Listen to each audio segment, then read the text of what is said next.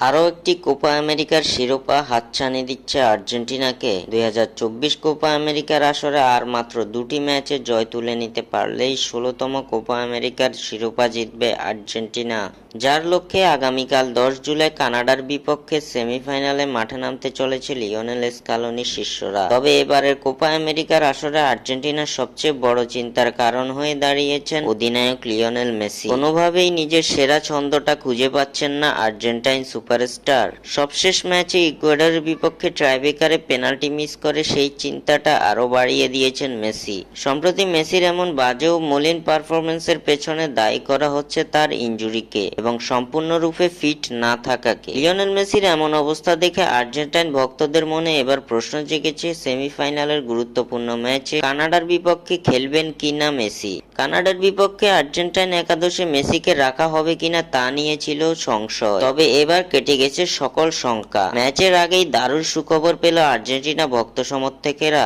Argentina বনাম কানাডার সেমিফাইনালকে সামনে রেখে প্রেস কনফারেন্সে কথা বলেছেন আলবিসেলেস্তা কোচ লিওনেল স্কালোনি। সেখানে তিনি মেসির খেলার ব্যাপারে দিলেন সুখবর। এই সময় স্কালোনি জানিয়েছেন মেসি সুস্থ আছে, সে অবশ্যই আগামীকালকের ম্যাচে মাঠে নামবে। কানাডার বিপক্ষে সেমিফাইনালে লিওনেল মেসির সুস্থতার কথা শুনে বেশ উচ্ছ্বাসিত আর্জেন্টাইন ভক্তরা।